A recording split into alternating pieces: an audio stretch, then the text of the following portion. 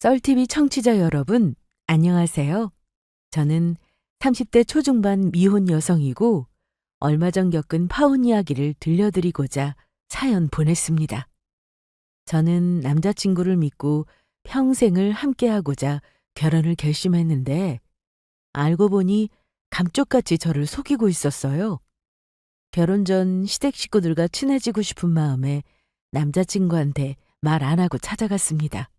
그리고 그때 예비 시모와 신우가 나누는 이야기를 듣고 경악을 금치 못했어요.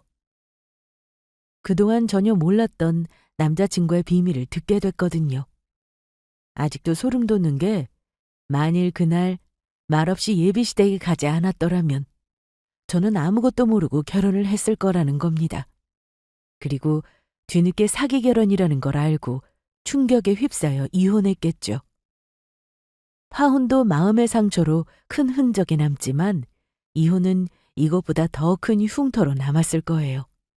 아무렇지 않은 표정으로 저를 속인 남자친구를 용서할 수 없었습니다. 오만정이 다 떨어지고 너무 소름 끼쳐서 바로 파혼하고 헤어졌어요.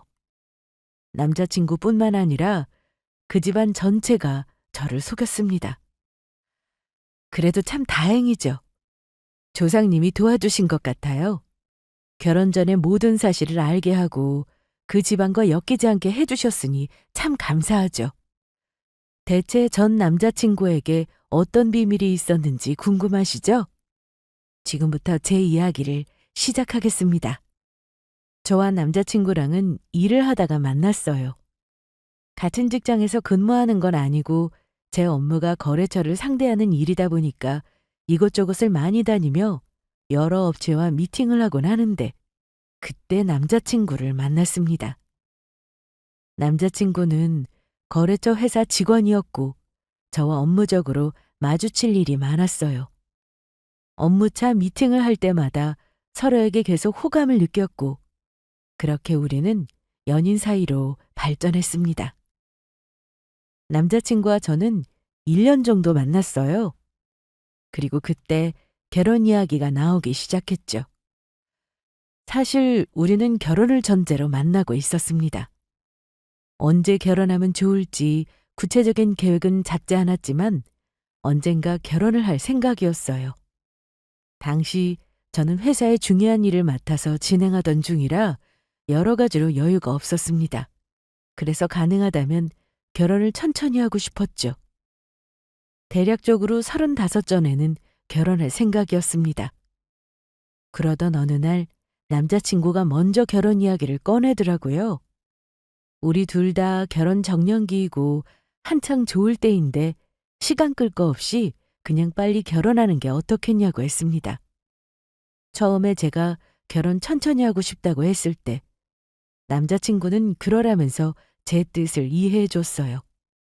그런데 사귄 지 1년 정도 되어 가니까 빨리 결혼하는 게 낫지 않겠냐면서 저를 설득했습니다. 내 뜻을 이해해 줄 때는 언제고 갑자기 태도를 바꾸니 당황스러웠어요. 그래서 왜 그러냐고 했더니 처음에는 그냥 좋은 나이에 시간 끄는 게 아까워서 그렇다고 했습니다. 또 결혼 전제로 만나고 있는 사이고 어차피 결혼할 건데 언제 하든 무슨 상관이 있겠냐고 했죠. 나이 들면 체력적으로도 힘들어지니까 아이 낳고 사는 게 버거워질 수 있다고. 한 살이라도 젊을 때 가정 꾸리고 안정적으로 사는 게 좋을 것 같다고 했습니다. 남자친구의 말은 이해하지만 저는 이때 일적으로 너무 정신이 없을 때라 미안하다면서 조금만 미루자고 했어요.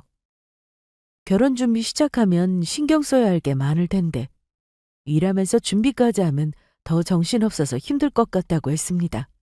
그러자 남자친구는 말하기 주저하는 듯 제 눈치를 살피더니 이내 본인 엄마가 아프셔서 빨리 결혼을 하고 싶은 거라고 털어놓더군요.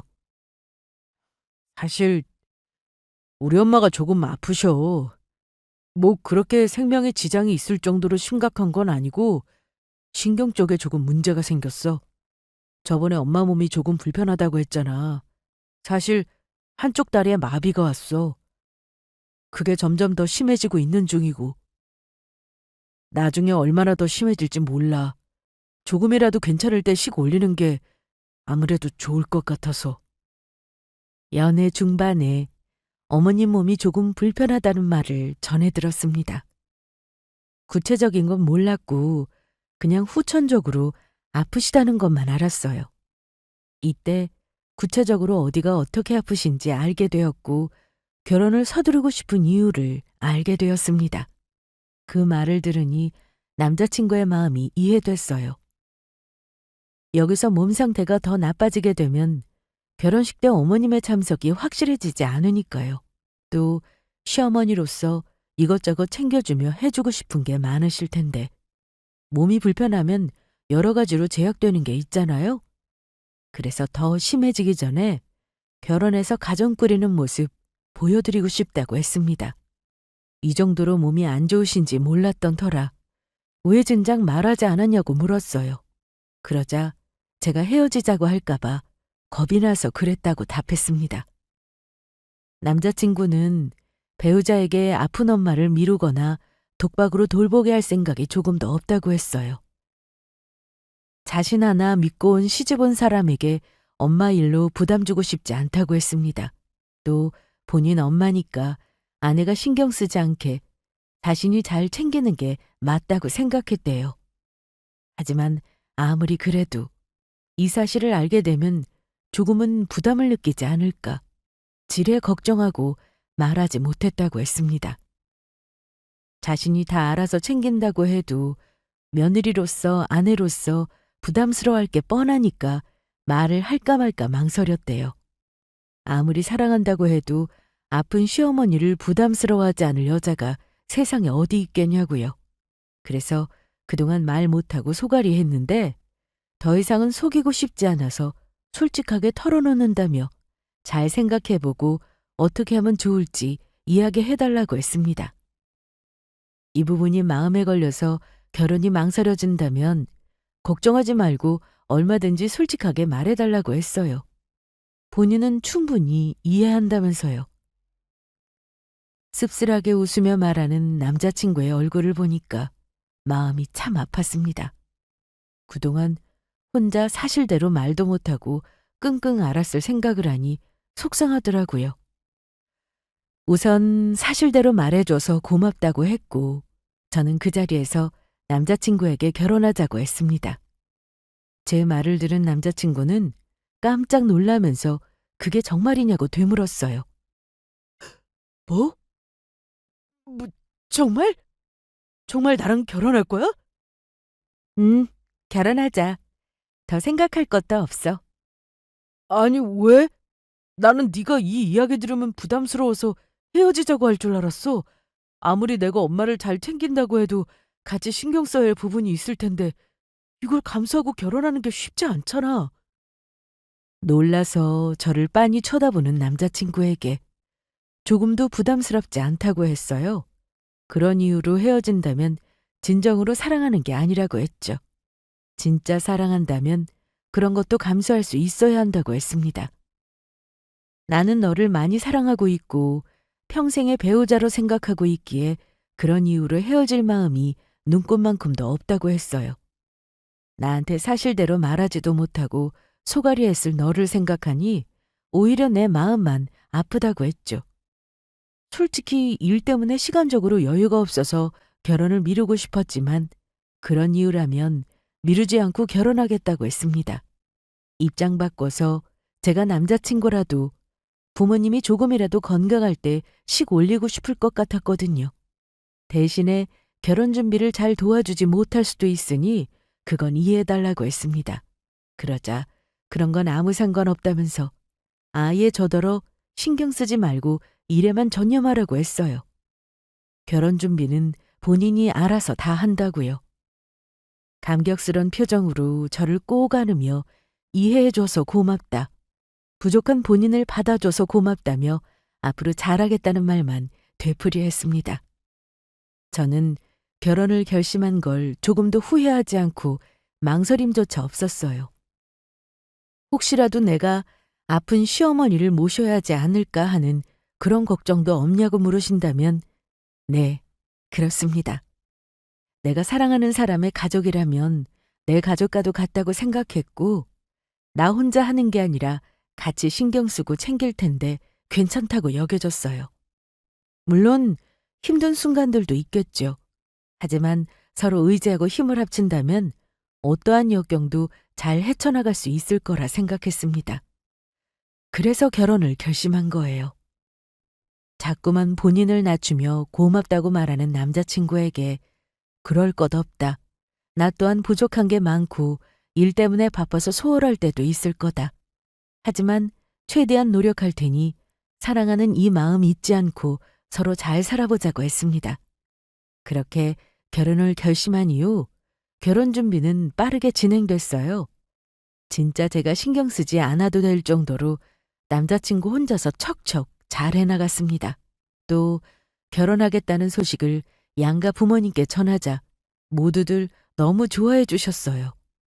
저희 엄마는 제가 빨리 시집 가기를 바랐는데 일 때문에 자꾸만 미루니까 은근히 걱정하셨거든요. 그런데 결혼하겠다고 하니 얼마나 좋아하셨는지 모릅니다. 예비 시모도 저를 무척이나 마음에 들어 하셨어요. 처음 예비 시댁에 인사를 드리러 간 날 불편한 시모의 다리가 눈에 들어왔어요. 예비 시모는 제 손을 꼭 잡으며 부족한 아들과 결혼해줘서 고맙다고 했습니다. 앞으로 본인이 딸처럼 아껴주며 사랑으로 품겠다고 하셨어요. 그리고 그날 예비 신우도 처음으로 봤는데 곧잘 언니 언니 하면서 잘 따랐습니다. 결혼하면 시댁 식구들과 진짜 가족처럼 잘 지내고 싶었어요. 혹시라도 안 맞으면 어쩌나 걱정했는데 생각보다 무탈했습니다. 예비 시모의 다리가 불편한 것만 빼면 정말 화목한 분위기였어요. 남자친구가 이런 가정 환경에서 잘 자랐구나 생각하며 집을 둘러보는데 방에 웬 남자아이가 누워서 자고 있더군요. 어? 저 아이는 누구야? 아, 쟤는 내 조카야. 내 동생 아들.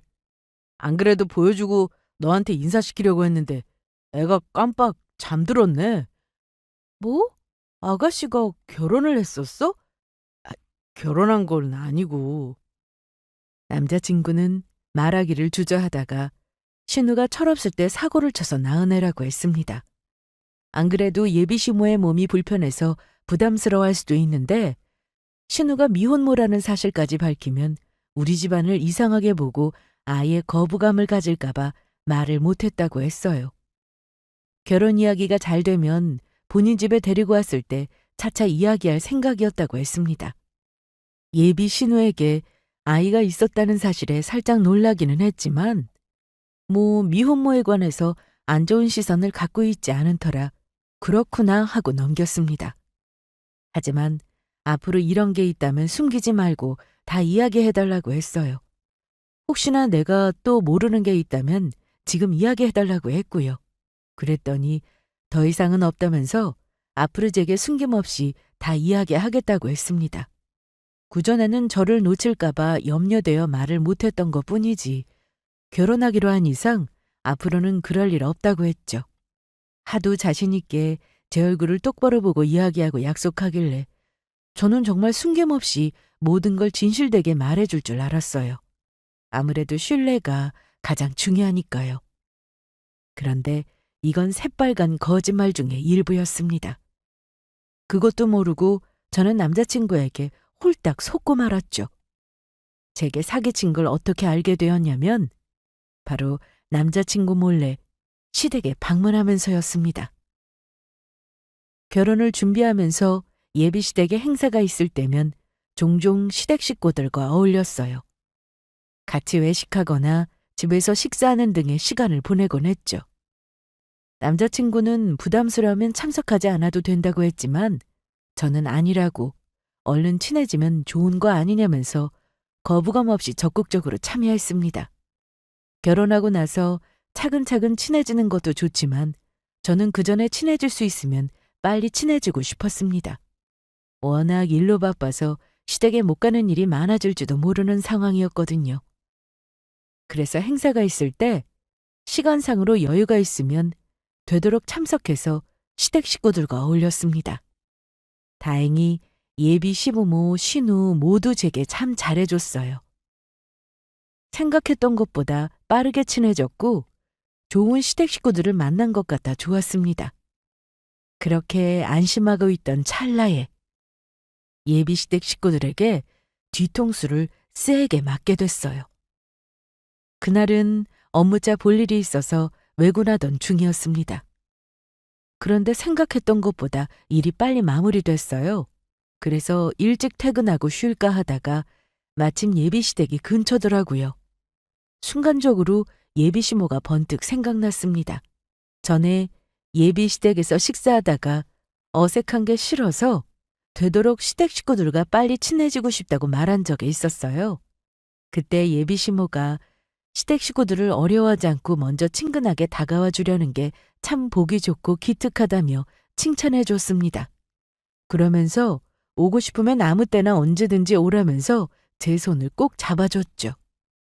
문득 그때 예비 시모가 생각나서 마침 근처에 왔으니 본 김에 얼굴이라도 비추고 갈까 싶었습니다. 그래서 이것저것 과일을 바리바리 사들고 갔어요. 남자친구한테는 시댁이 간다는 말을 안 했습니다. 한참 일하느라 정신없을 것 같았고 나중에 퇴근 시간 맞춰서 전화로 이야기하려고 했어요. 사실 남자친구는 제가 시댁에 있는 걸 그다지 좋아하지 않았거든요. 아직 결혼 전이지만 그래도 며느리 될 사람인데 손님처럼 아무것도 안 하고 떡하니 앉아있을 수 없잖아요. 심지어 다리가 불편한 예비시모가 분주하게 움직이는데 모르는 척하면 안 되죠. 그래서 제가 할 수 있는 건 같이 도와드렸거든요. 그랬더니 남자친구가 무척이나 미안해하면서 저 대신 본인이 나서서 하려고 했습니다. 일하느라 피곤할 텐데 쉬지도 못하고 벌써 예비 시댁 일 하게 하는 것 같아서 미안하다고 했어요. 그냥 본인이 하면 되는데 제가 계속 도와주려고 하니까 못하게 하려고 몇 번 실랑이하기도 했습니다. 나중에는 시댁에 갈 일이 생기면 혼자 오지 말고 꼭 본인하고 같이 가자고 했어요. 그래야 저 대신 시모를 도울 수 있으니 절대 저 혼자 가지 말라고 했습니다. 결혼 전부터 고생시키고 싶지 않다면서요. 뭐 그렇게 크게 고생하는 것도 없었는데 남자친구가 칠색팔색하니까 그냥 그러려니 알았다고 했습니다. 한편으로는 기분도 좋았어요. 나를 이렇게나 아끼고 사랑해주는구나 싶었거든요. 그래서 남자친구한테 말하지 않고 살짝 얼굴만 비추고 오자고 생각한 거죠. 가면서 예비 시모에게 지금 댁으로 가고 있다고 전화로 미리 말씀드릴까 했는데 그럼 괜히 저 때문에 불편한 몸으로 커피 준비하고 급하게 집 정리하면서 고생하실까 봐 따로 연락은 안 드렸습니다. 혹시라도 댁에 아무도 없으면 그냥 문 앞에 과일을 두고 올 생각이었죠. 예비 시댁에 도착한 뒤 집에 누가 있나 창문 쪽을 살펴봤어요. 예비 시댁은 1층으로 된 작은 단독주택이었는데 거실 쪽에 창문이 크게 나 있어서 커튼만 안 치면 안이 잘 보이는 구조였습니다. 그런데 마침 거실 쪽 창문이 살짝 열려 있더라고요. 그리고 열린 창문 틈으로 예비 시모와 신우의 말소리가 들려왔습니다. 다행히 안에 사람이 있구나, 잘 됐다 싶어서 현관문 쪽으로 발걸음을 돌리려고 했는데 예비 시모와 신우가 나누는 대화 내용이 제 발목을 딱 붙잡았어요. 뭔지 모르겠지만 둘이 제 이야기를 하는 것 같았습니다. 뭐지 싶어서 잠시 망설이다가 살짝 귀를 기울이고 들어봤어요. 두 사람의 대화를 몰래 듣는 건 예의가 아닌 것 같아서 그냥 무시할까 싶다가도 내 이야기를 나누고 있는 것 같으니 호기심이 발동했습니다. 혹시라도 내가 놓친 부분을 이렇게라도 알 수 있지 않을까 싶어서요. 그래서 둘의 대화를 듣게 되었는데 생각지도 못한 이야기를 듣게 되었어요. 엄마, 나 빵 먹고 싶어. 지금 집에 빵이 어디 있어? 그런 건 네 아빠한테 이야기해야지. 그리고 아빠랑 결혼할 아줌마 있을 때만 엄마라고 부르라고 했잖아. 아유, 내버려둬. 내가 있을 때나 없을 때나 똑같이 엄마라고 부르라고 했어. 그래야 나중에 말실수 안 하지. 혹시라도 헷갈려서 코모라고 하면 어떡해. 그러면 네 오빠 결혼이고 뭐고 다 물 건너가는 거야. 아니, 대체 언제까지 엄마 소리 들어야 해? 아무리 결혼하고 싶어도 그렇지. 결혼도 안 한 동생을 미혼모로 만드는 게 말이나 돼? 결혼하고 나서 차차 이야기할 거야. 쉬고 올리고 둘 사이에 아이 태어나면 별 수 있어. 남의 새끼지만 참고 품어야지 뭐. 근데 세연이 진짜 감쪽같이 속았나 봐. 누가 봐도 오빠 쏙 빼닮았는데 어떻게 이걸 몰라? 바보가 아니고서야. 얘가 못하는 말이 없어. 당연히 속아야지 그럼. 그러니까 그놈의 입방정이나 떨지 마. 혹시라도 걔가 알면 큰일 나니까. 참, 엄마 내일 동네 아줌마들하고 등산 가기로 했으니까 쟤 어린이집은 네가 알아서 좀 보내. 몰래 숨죽인 채 둘의 대화를 엿들었습니다. 그리고 저는 알 수 없는 말들로 혼란스러웠어요. 대체 이게 무슨 말인가 싶었습니다. 도저히 이해할 수 없는 말들이었지만 무엇보다 다리가 불편한 시모가 등산을 간다는 게 놀라웠어요. 그래서 살짝 열린 창문 틈으로 안을 살펴봤는데 시모가 아주 멀쩡하게 거실을 걷고 있었습니다. 분명 제 앞에서는 한쪽 다리가 저리다며 절뚝거릴 때가 많았고 마비 증세가 살짝 있어서 앉을 때나 일어설 때 중심을 못 잡고 휘청거리기도 했거든요. 그런데 너무나도 아무렇지 않게 걸어다니는 모습에 크게 놀랐습니다. 속으로 놀라서 벌어진 입을 틀어막고 똑똑히 지켜봤어요. 시모의 다리는 누가 봐도 멀쩡한 상태였습니다. 분명 다리가 불편하다고 했는데 내 앞에서 했던 행동들이 다 연기였던 건가? 별의별 생각이 다 들었어요. 대체 왜 내게 그런 거짓말을 했을까? 설마 결혼을 빨리 하고 싶어서 거짓말을 한 건가? 많은 생각들로 머리에 과부하가 걸릴 것 같았습니다. 우선 제가 그들의 이야기를 들었다는 걸 알면 안 되니까 저는 서둘러 자리를 벗어났어요. 무사히 다녀간 티를 내지 않고 빠져나오자마자 가쁜 숨을 내쉬며 대체 무슨 일인가 사태 파악을 하기 시작했습니다. 한동안 집에서 아무것도 못하고 멍하니 생각만 했어요. 그리고 나온 결론은 확실하게 확인을 해봐야겠다라는 것이었습니다. 며칠 후 저는 남자친구와 함께 예비시댁에 방문해서 시댁 식구들과 식사 시간을 가졌어요. 그리고 이때 남자친구와 신우의 아들 머리카락을 몰래 확보해서 지퍼백에 나눠 담았습니다. 사실 두 사람을 상대로 친자 검사를 하려고 했어요. 그래서 일부러 갔습니다. 증거를 확보하려고요. 다음 날 두 사람의 머리카락으로 친자 검사를 의뢰했습니다. 그리고 며칠 후 결과지를 받았죠. 떨리는 손으로 검사서를 살펴보는데 99.9% 친자 관계가 성립된다는 글이 딱 눈에 띄었습니다. 신우의 아들이 아니라 정말 남자친구의 아들이 맞았어요. 한편으로는 내가 잘못 들은 거였으면 좋겠다고 생각했습니다. 믿었던 남자친구가 날 속였을 리 없다고 믿고 싶었어요. 그런데 이렇게 제 두 눈으로 결과지를 보니까 비로소 명확해졌습니다. 남자친구와 그의 가족들은 저를 감쪽같이 속였어요. 나랑 결혼하려고 자기 아들을 동생의 자식으로 포장한 것이 기가 막혔습니다. 그럼 예비시모의 다리가 불편한 것도 거짓이었죠. 그래도 정확하게 짚고 넘어가고 싶어서 사람 뒤를 캐는 업체에 사건을 의뢰했습니다. 의심되는 부분을 말하고 정말 아픈 게 맞는 건지 샅샅이 알아봐달라고 했어요.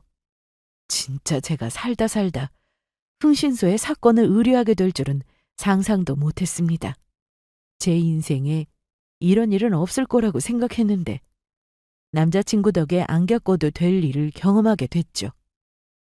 사람들이 누군가의 뒤를 캘 때 흥신소에 맡기는지 그 이유도 알았습니다.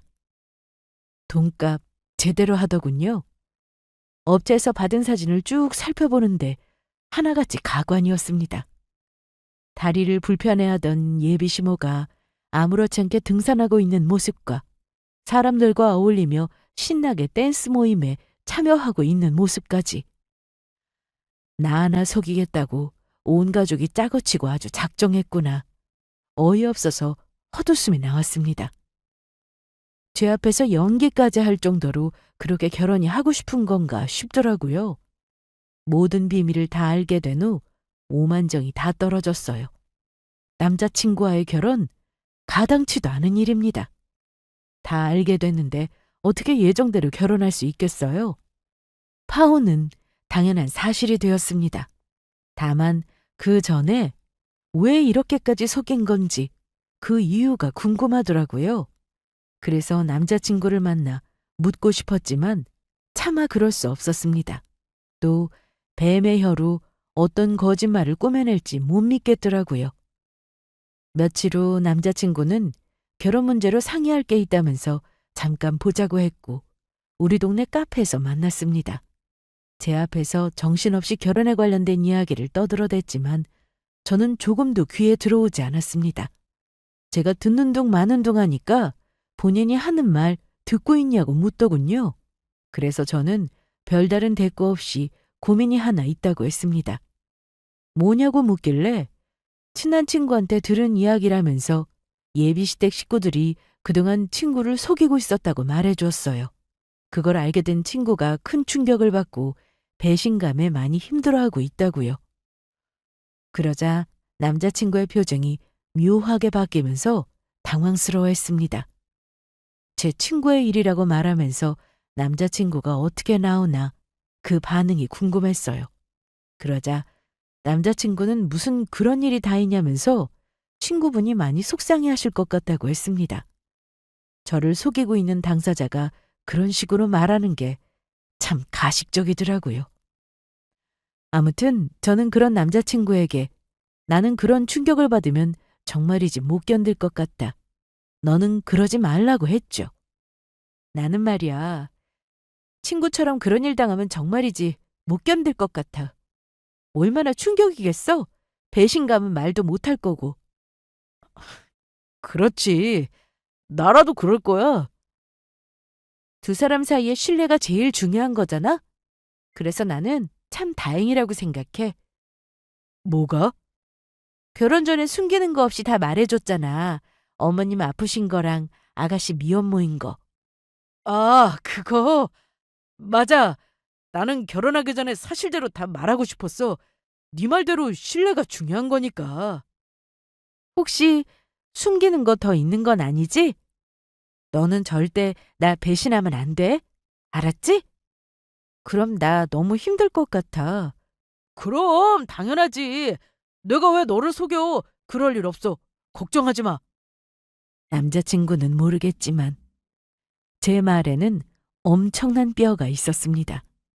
어떻게 나오나 싶어서 툭 던진 말이었는데 여전히 천연덕스럽게 거짓말로 일관했어요. 심지어 본인은 그럴 일 없다면서 걱정하지 말라는 말까지 자신 있게 해댔습니다. 그게 참 역겨웠어요.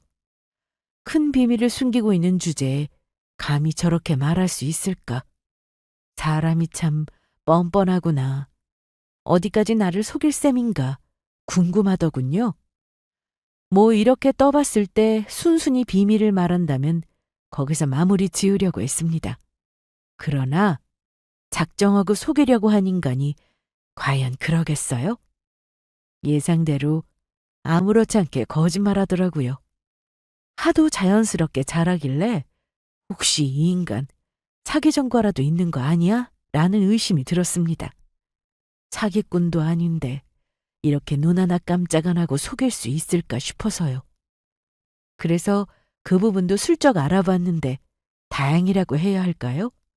전과 같은 건 없더라고요. 하지만 전과가 없으면 뭐해요? 저를 속인 게 거의 사기 수준이었습니다. 저는 남자친구뿐만 아니라 은근슬쩍 시모도 떠봤어요. 제 앞에서 다리가 불편한 척 연기하길래 안타까운 척하면서 시모고 다른 사람들처럼 산에 등산도 다니고 문화센터에서 운영하는 댄스 수업 받으면서 건강하고 재미있게 운동하면 참 좋을 것 같다고 했죠.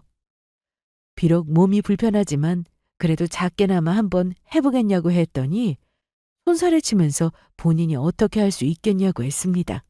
아유, 내가 그런 걸 어떻게 해. 다리가 이 모양인데. 뭐 어렵기는 하겠지만 아예 불가능한 건 아니잖아요. 운동 목적으로 무리 가지 않는 선에서 해도 괜찮을 것 같은데. 아이고, 아니야. 걱정해주는 건 고맙지만 그냥 지금처럼 재활 치료받으면서 집에서 슬슬 운동하면 돼. 너도 알잖니. 중심도 잘 못 잡고 툭하면 넘어지는 거. 그런 내가 등산이랑 댄스는 무슨? 역시나 그 아들의 그 엄마죠. 남자친구랑 똑같이 천연덕스럽게 거짓말을 늘어놓았습니다. 저는 그들이 제기한 이야기를 모두 녹음해두었어요. 나중에 오리발 내밀 때 증거로 사용하려고요. 그리고 회사에 잠시 휴가를 냈습니다. 그동안 일 때문에 제대로 들여다보지 않아서 이런 일이 생긴 것 같다는 생각이 들었어요. 그래서 주위를 살피고 잠시 나를 보는 시간을 갖기로 했죠. 이때 저를 속인 그들도 벌하고요. 어떻게 갚아줄까 고민하다가 나를 속이고자 벌인 그 가증스런 연기를 많은 사람들 앞에서 벗기고 싶었습니다. 그래서 시모가 댄스 모임에 가는 날 저는 일부러 시댁에 방문해서 조카를 돌봐주겠다고 했어요. 마침 쉬는 날이라 놀아주고 싶다고 했죠. 그랬더니 신우랑 시모가 좋아하더군요. 말로는 쉬는 날 푹 쉬지도 못하고 애랑 놀아도 괜찮겠냐, 힘들지 않겠냐 했지만 좋아하는 걸 느낄 수 있었습니다. 서로 눈빛 주고받으면서 몰래 웃더군요. 시모는 댄스 모임 가야 하고 신우는 모처럼 편하게 쉴 수 있으니 좋을 수밖에요. 저는 아이를 데리고 함께 집 밖으로 나왔습니다. 아이를 차에 태우고 시모가 밖으로 나오기만을 기다렸어요. 그리고 1시간 뒤 시모가 나왔고 가벼운 발걸음으로 댄스장을 향해 들어갔습니다. 몇 분 뒤 저는 아이의 손을 잡고 댄스장으로 들어갔어요. 문을 열고 들어가 보니 어떤 아저씨랑 같이 손을 맞잡고 우아하게 사교 댄스를 추고 있는 시모가 보였습니다. 제가 있는 줄도 모르고 푹 빠져서 집중하고 있더라고요. 그래서 저는 아무렇지 않게 박수를 크게 쳤습니다. 시모를 향해 춤을 우아하게 잘 추신다고 칭찬도 날리면서요. 제 소리에 시모의 발걸음이 멈춰졌고 제가 있는 쪽으로 고개를 돌렸습니다. 그리고 사색이 된 얼굴로 저를 쳐다봤죠. 이야, 춤 정말 잘 추시네요. 한두 번 추신 솜씨가 아닌데요? 네가 여길 어떻게 애 데리고 놀러 간다고 하지 않았니? 네, 그래서 놀러 왔어요. 오늘 어머님 댄스 수업 있는 날이잖아요. 얼마나 잘 추시나 두 눈으로 직접 확인하고 싶었거든요. 그런데 어머니 다리 멀쩡하시네요? 어? 이건 그냥 가끔씩 다리가 괜찮아지기도 하고 그래서 공교롭게도 춤출 때만 괜찮아지나 봐요? 여기 사진 보니까 이때도 괜찮으신 것 같은데. 아니다. 등산할 때도 괜찮아지는 건가? 저는 업체에서 받은 사진을 꺼내 시모에게 보여줬습니다. 그러자 황급히 사진을 가로채서 숨기더군요. 그래봤자 이미 다 확인했는데 말이에요. 주변에 있던 사람들은 시모가 갑자기 왜 이러나 이상하게 쳐다보길래 제가 그 이유를 큰 소리로 설명해 줬습니다. 여기 있는 이 사람은 내 시어머니 될 사람인데 한쪽 다리에 편마비가 와서 걷는 게 어렵고 중심 잡기도 힘들어서 잘 넘어진다고. 그런데 그런 사람이 이렇게 춤도 잘 추고 등산도 할 수 있는 게 말이나 되냐고요. 분명 내 앞에서는 맨날 다리를 절뚝이거나 넘어지기까지 했는데 어떻게 이게 가능한 건지 도통 모르겠다고 했습니다. 그러자 모두들 수근거리면서 시모를 이상하게 쳐다봤어요. 그러자 옆에 있던 아줌마가 시모에게 이게 무슨 소리냐면서 한쪽 다리에 마비가 있는 게 사실이냐고, 그런 사람이 어떻게 자신이랑 같이 등산을 간 거냐고 물었습니다. 죄다 이상하게 쳐다보니까 당황한 시모는 멋쩍게 웃으면서 뭔가 잘못 알고 있는 것 같다면서 오해라고 손을 저었어요. 사실 본인은 한쪽 다리가 불편한데 매번 그런 게 아니라 좋아질 때도 있다면서, 또 운동할 때는 잘 안 돼도 참고 이악 물고 하는 거라 가능하다나 뭐라나 되지도 않은 변명을 늘어놓더군요.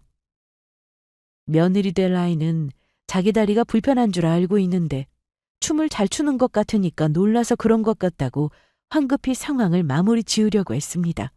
그래서 저는 쐐기를 박았어요. 아, 그러세요? 그럼 이건 어떻게 설명하실 거예요? 매주 2번씩 재활치료 받는다고 하셨는데 보름 동안 병원에 간 적은 단 한 번도 없으시던데요? 제가 정말 병원에 가는지 안 가는지 하도 궁금해서 사람을 붙여놨거든요. 그랬더니 시장, 등산, 댄스 모임, 집 앞 공원, 약수터, 사우나 등등 여기저기 잘만 다니시는데 정작 병원은 단 한 번도 안 가셨어요. 분명 저한테는 병원에 다녀왔다고 하셨는데 말이죠. 그건 이제 그만하시죠.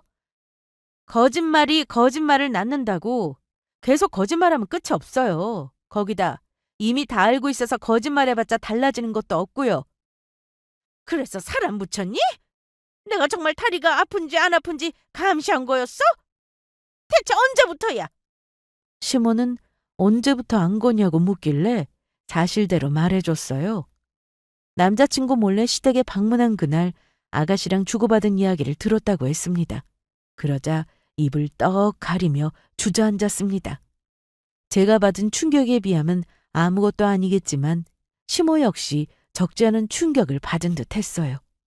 그런 시모에게 아랑곳하지 않고 온 가족이 짜고 날 속이려 한 게 너무도 괘씸하다면서 절대 용서 못한다고 말했어요. 파혼은 당연한 거고 이 일로 인해 정신적으로 입은 피해와 들어간 돈 모두 보상받겠다고 했습니다. 아이는 아이 아빠에게 잘 데려다 줄 테니 마저 신나게 춤이나 추라고 했어요.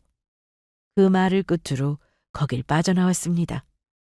동네 아줌마 아저씨들이 모여서 하는 댄스 모임은 소문나기 딱 좋은 곳이잖아요. 이 일이 온 동네에 퍼지기를 바랐습니다. 그래서 간 거였어요.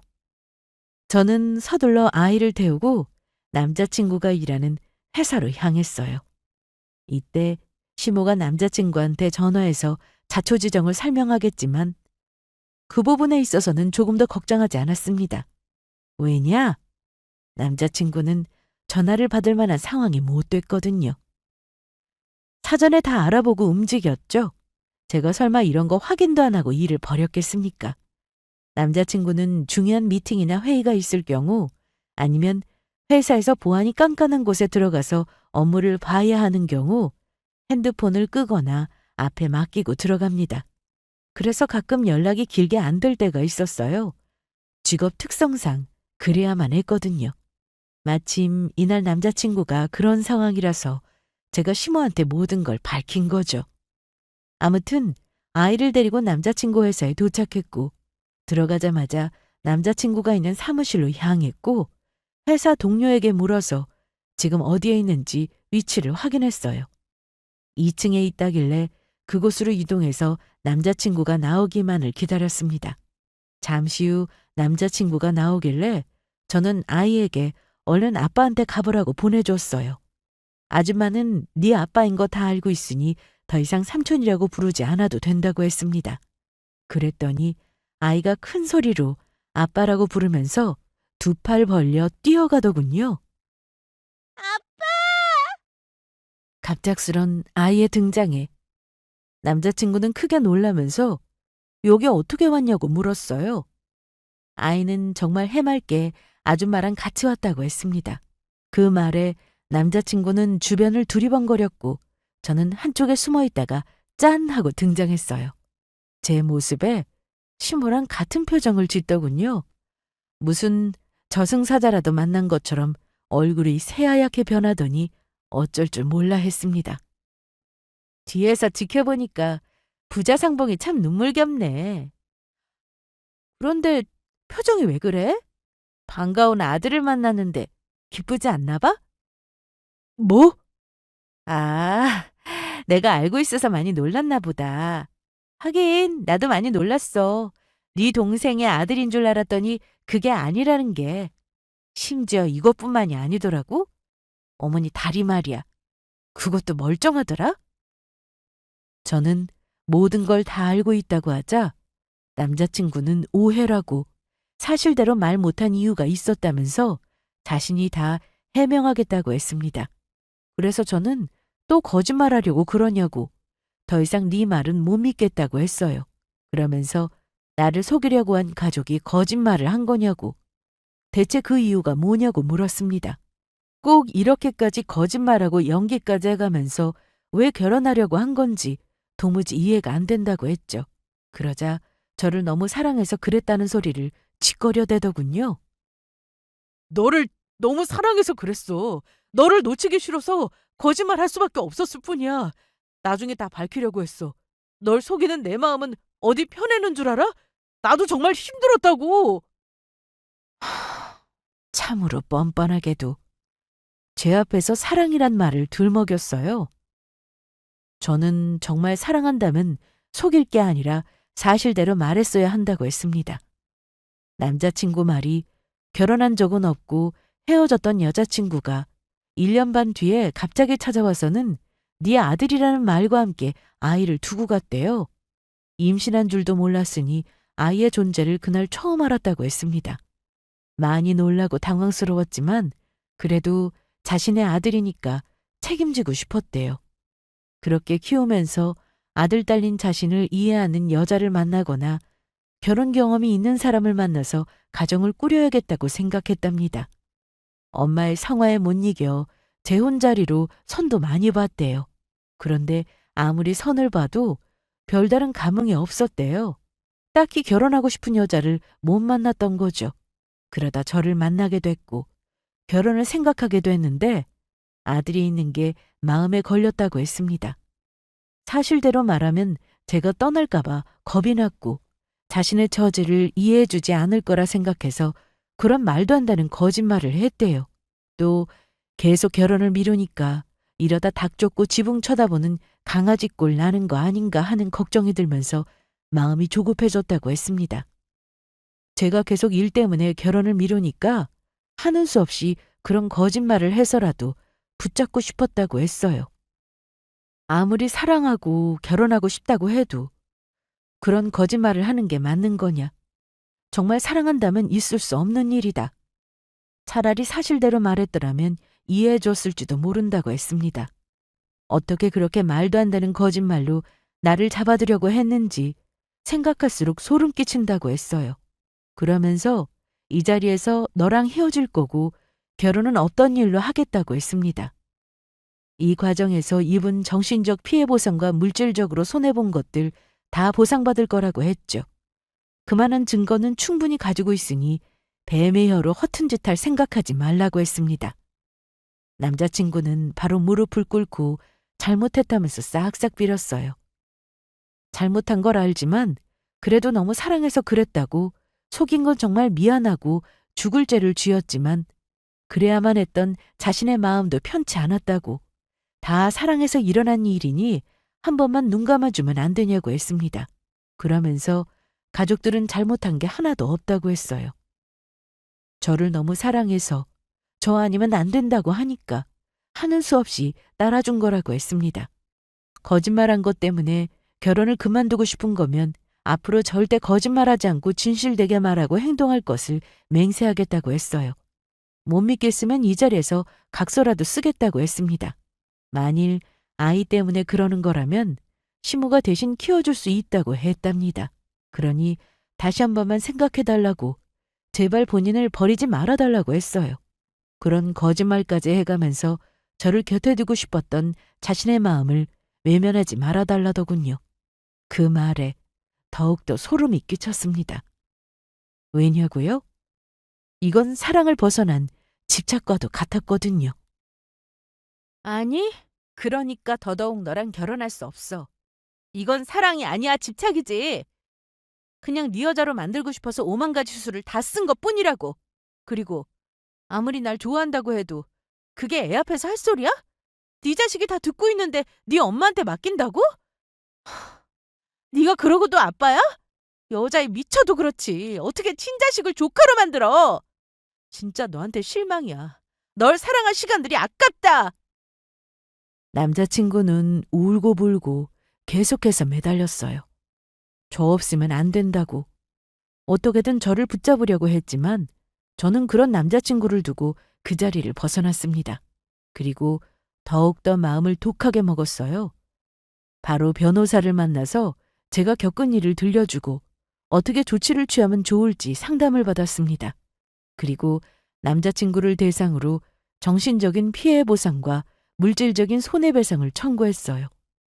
확실한 증거를 손에 쥐고 있어서 제가 질 일은 없었지만 남자친구가 순순히 제 뜻을 따라줬습니다. 모든 걸 인정하고 제가 원하는 요구를 들어줬어요. 그날 이후 많은 것들을 후회하고 반성했다고 했습니다. 첫 단추가 잘못 끼워진 것 같아서 지난 날들이 후회됐대요. 저를 많이 사랑하는 만큼 제 뜻을 따라주고 싶고 저를 존중해주고 싶다고 했습니다. 그게 저에 대한 마지막 예의라고 생각했대요. 끝까지 인정하려 들지 않았다면 긴 소송으로 지겨운 시간을 보냈겠지만 그래도 다행이죠. 자신의 잘못을 인정하니 깔끔하게 마무리됐습니다. 그렇게 우리는 헤어졌고 저는 잠시 저를 위한 시간을 가졌어요. 남자친구로 인해 상처받은 제 마음을 최대한 보살피고 다독일 겸 휴식기를 가졌죠. 그리고 다시 회사에 복귀해서 전과 같은 삶을 보내고 있습니다. 그날 이후 가끔씩 남자친구한테 연락이 왔는데 그때마다 다 무시했더니 더 이상은 연락은 없어요. 어떻게 지내고 있는지 모르겠지만 부디 그런 말도 안 되는 거짓말로 사람을 속이지 않았으면 좋겠습니다. 여러분도 결혼할 사람이라고 해서 다 믿지 마시고 의심되는 부분은 한번 자세하게 들여다보세요. 혹시 알아요? 저처럼 속고 있을지 모르잖아요? 저처럼 경악스러운 일 겪지 마시고 정말 믿어도 될 사람인지 확실하게 들여다보고 판단하시기를 바랍니다. 그럼 지금까지 저의 긴 이야기를 들어주셔서 감사합니다.